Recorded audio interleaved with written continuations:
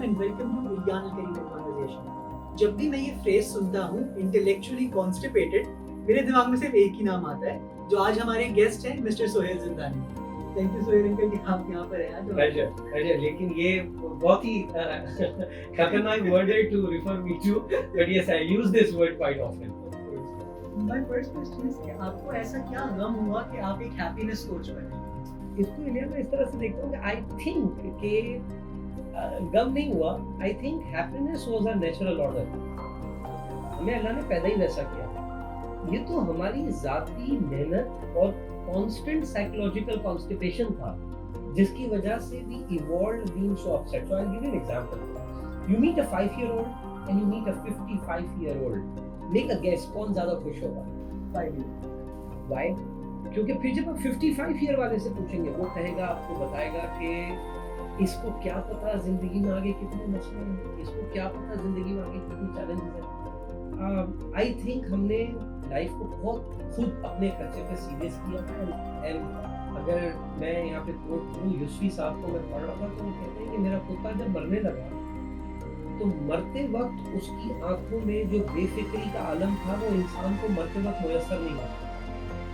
That I think is such a great learning for us. ये हमने अपने आप को इतना ज़्यादा सीरियस किया हुआ है, and I'm just trying to remove that clutter. When it comes to being a happiness coach या wellness coach या कोई भी और टाइप के corporate trainer या anything, उसके लिए do you have to be a know-it-all कि आपको सब कुछ आना चाहिए या आप specialize कर सकते हैं और एक specific field के अंदर रह के वो काम कर सकते हैं? ये बहुत अच्छा सवाल है। आई थिंक इस पे दूसरों का क्या परसेप्शन है मुझे वो नहीं पता। मैं I talk on my behalf. मुझे लगता है कि आपको डेफिनेटली सब कुछ ना तो आ सकता है ना आना चाहिए।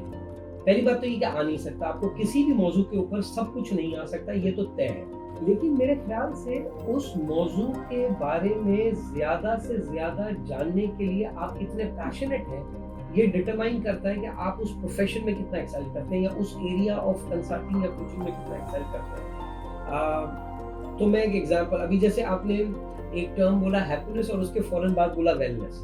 Happiness I am there, wellness I am nowhere in the range, okay, and I am neither very passionate about it. Psychological. I understand. That's a good cover up for me as well. But so I think you should be very passionate about knowing about that field, and I think that is a sure shot to success in any field you opt for.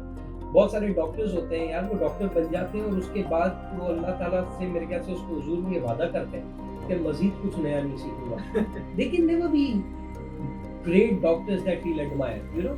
So doctors जिनको हम admire करते हैं ये वही लोग हैं जो अपने उस प्रोफेशन को लेकर इतने पैशनेट हैं कि उसके बारे में सीखते हैं, and that I think is very important. आप इतने सालों से इस तरह की ट्रेनिंग्स कंडक्ट कर रहे हैं, लेकिन how was your first training like? क्या आप ज्यादा डरे हुए थे या आपकी ऑडियंस को ज्यादा डरा हुआ होना चाहिए? मेरी ऑडियंस अपसेट जरूर थी, मेरी वजह से नहीं।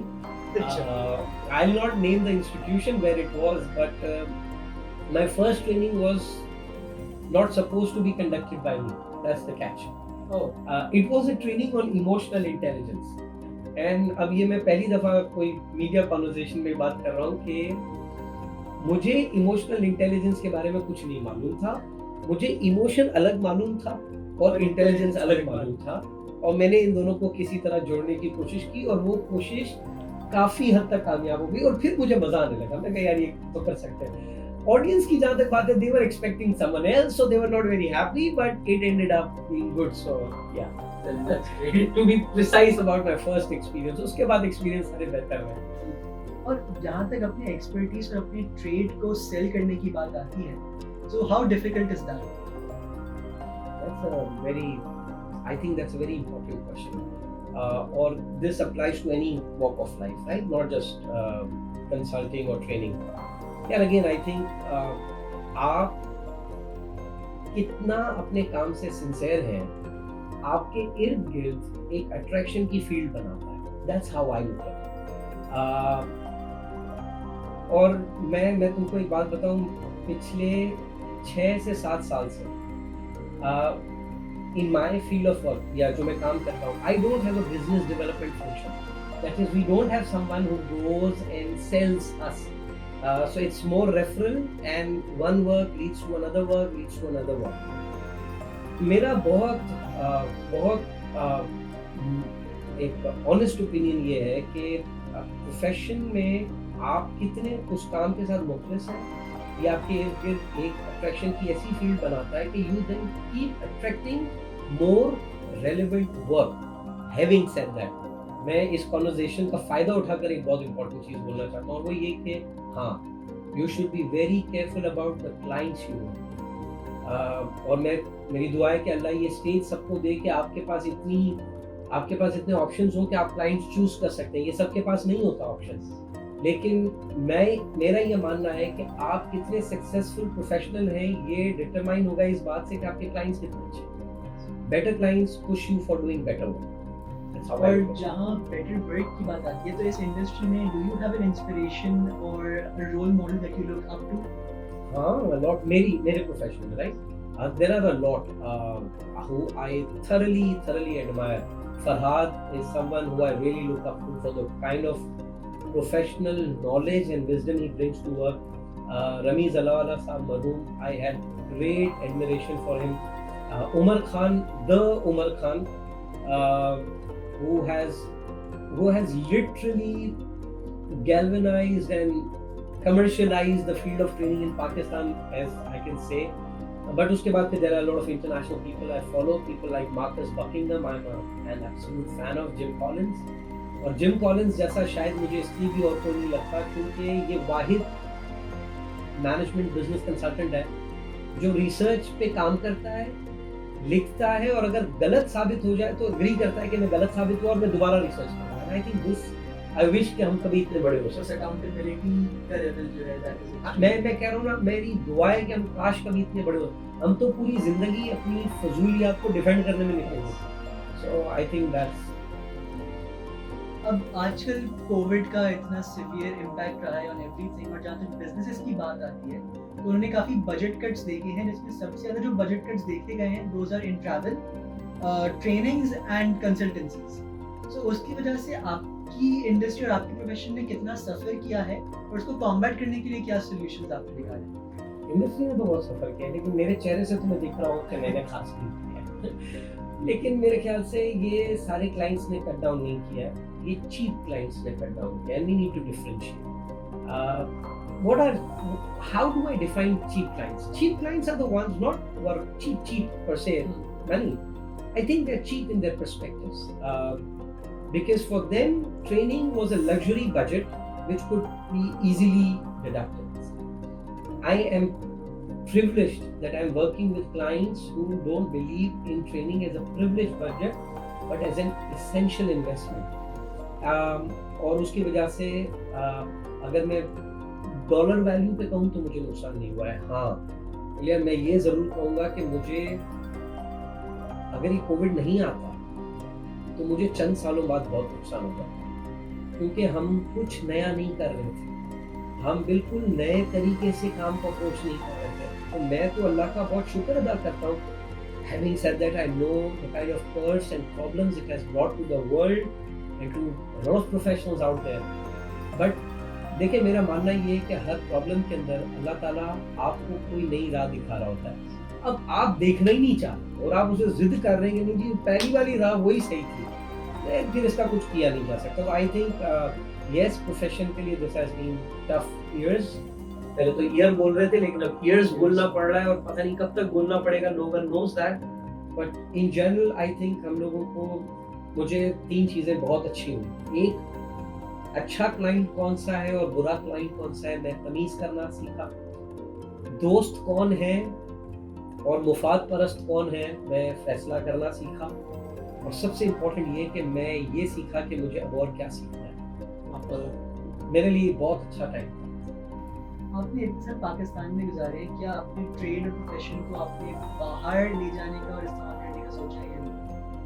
एसेंशियली मैं बहुत सुस्त इंसान हूँ, तो इस तरह का मैंने कुछ सोचा नहीं है। But having said that, I don't know what future unveils. मैं आई नेवर से नो और एन एब्सोल्यूट यस, बिकॉज मेरा ये मानना है, और इस पे कभी हम कोई और इंटरव्यू करेंगे मेरा ये मानना है कि हमें एब्सोल्यूट अपने लैंग्वेज में नहीं लाना चाहिए। मैं ये कभी नहीं करूँगा। हमने देखा है ये हम अक्सर अपनी जनरल कन्वर्सेशन में हम देखते हैं, अपने सियासी मंजरनामे पे हम ये देखते हैं, बड़ी एब्सोल्यूट बातें करते हैं। ये करूँ तो मेरे साथ ये कर देना, मुझे लटका देना। डोंट बी एब्सोल्यूट, एब्सोल्यूट अल्लाह के साथ है। आपको कल क्या करना पड़ जाए। मैं कहता था, "वो जी मैं ऑनलाइन ट्रेनिंग पे कभी नहीं जाऊँगा।" फिर क्या हुआ? जाना पड़ा। I think absolute is but मुझे अभी कोई ऐसा शौक नहीं है बाहर जाने का। मैं इंटरनेशनल ट्रेनिंग्स करता रहा हूँ और चूँकि मेरे माँ-बाप यहाँ हैं इसलिए मैं यहीं रहूँगा। अभी तो कोई प्लान नहीं। अब क्योंकि मैं यूथ का मेंबर हूँ, मैं ये कहूँगा। मैं भी थे। अच्छा, आप भी। तो यूथ से कुछ रिलेटेड मेरे सवाल है कि फर्स्टली आपने काफ़ी यूथ कॉन्फ्रेंसेस की हैं जिसमें आपने गेस्ट स्पीकिंग रोल्स किए हैं, आपने सेशंस कंडक्ट किए हैं और यूथ काफ़ी आपसे कनेक्टेड है, काफ़ी आपके फैंस बन जाते हैं वंस दे एक्सपीरियंस यू। तो आप कौन सी ऐसी ट्रिक्स इस्तेमाल करते हैं to get through to them and to connect with them? I think इसको मैं बहुत एप्टली और बहुत प्रॉम्प्टली आंसर करूँगा। मैं जब बोलता हूँ तो मैं कोई ट्रिक इस्तेमाल नहीं करता। मैं वैसे ही बोलता हूँ जैसे मैं नॉर्मली बोलता हूँ और तुमने मुझे जनरल कन्वर्सेशन करते हुए देखा है। So somebody like you can vouch for it. मैं स्टेज पे जाके I think the best thing I do on stage is that I don't do anything special. Okay. And मेरा ये पर्सनली मानना ये है कि अल्लाह ने आपको वैसे ही बहुत यूनिक बनाया है। मेरा बोलना यूनिक है, मैं अच्छा खासा यूनिक दिखता हूँ, मेरा हेयर स्टाइल यूनिक है, तो मैं उस पे क्यों इतनी मेहनत करूँ?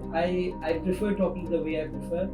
हाँ, इससे अलबत्ता मुझे बहुत ताने मिलते हैं, ये सुनने मिलता है at times I appear to be very non-serious, but you know, seriousness का मेरा दूसरा वर्ड ही constipation है, and I'm proud not to be constipated, so that's okay. That's amazing. General conversation की आपने बात की एंड कुछ देर पहले ये डिस्कशन हुई थी कि यूथ में जो है एजुकेशन का एक काफ़ी स्ट्रेस आने लगा है and specially because of covid काफ़ी मेंटल हेल्थ इश्यूज भी बाहर आने लगे। So when it comes to the stress on education, do you think it's positive और नेगेटिव? और जहाँ तक कोविड की बात आती है, इसके बारे में क्या किया जा सकता है? तुमने बहुत अच्छा फ्रेज यूज किया, because of Covid mental health issues सामने आने लगे। यानी इस जुमले में एक चीज तय है कि मेंटल हेल्थ इश्यूज थे, ठीक है, और ये बहुत अच्छा पॉइंट तुमने बोला, क्योंकि हमारे यहाँ लोग कोविड को एक्सक्यूज बना रहे हैं। नहीं, कोविड तो हैड बीन अ कैटलिस्ट, उसकी वजह से सामने आए थे पहले से, तो इसमें ब्रेकिंग न्यूज नहीं है। सो आई थिंक यस, इस पे अगेन शायद हम पूरी एक अलग बैठक कर सकते हैं, लेकिन मेरा ऐसा मानना ये है कि कोविड कुछ करे ना करे, एजुकेशन को रीइन्वेंट कर दिया और ये अब हो रहा है। मैं ऐसी यूनिवर्सिटीज को जानता हूँ जो अब फॉरेन स्टूडेंट्स ऑन बोर्डिंग के ऊपर काम कर रही है without physically getting them here in Pakistan. Plus physical presence associated to you being into an academic setup, this will be challenged। और अब ये एक ऐसी limitless opportunity को खोलेगा। मैं तुमको एक एग्जांपल देता हूँ। अभी हम एक बैंक के साथ काम कर रहे थे, उनको मार्केटिंग का एक बंदा चाहिए। अब वो कहाँ से देख रहे हैं? वो यही की दूसरी बैंकों से देख रहे हैं। मतलब इन शॉर्ट उनको चांसेस ये है कि कोई भी ऐसा बंदा नहीं मिलेगा जो कुछ अलग करेगा, वो वही हरकतें करेगा जो ये लोग पिछले 25 सालों से करते आ रहे हैं। So I was just having a conversation with the CEO. मैं कहा, सर आप इंडिया से या यूएस से या यहाँ से कहीं से हायर नहीं कर सकते? You know what was the first question? नहीं तो फिर उसका इतना टीएडी है, उसको यहाँ लाके उसको सेटल करना, मैं तो ऑनलाइन ही कर सकता। जब ये फ्रीलांसिंग प्लेटफॉर्म्स पे बिलियंस ऑफ डॉलर की इकोनॉमी चल रही है, तो मेरे यहाँ पे बैंक की डिजिटल मार्केटिंग करने के लिए कोई डिजिटल बंदा नहीं मिल सकता। But I think this will take time. Education की जहाँ तक बात है, मुझे लगता है बच्चे तो खूब एंजॉय कर रहे हैं। ये माँ बाप जो है, असल दुखी आइटम जो है वो मेरे ख्याल से माँ बाप है, क्योंकि एजुकेशन उनके हिसाब से नहीं है। उनका हिसाब क्या था कि ये मखलूक मुझे सुबह 8 बजे से 2 या 3 बजे तक घर पे ना दिखे। ये एजुकेशन का मतलब था।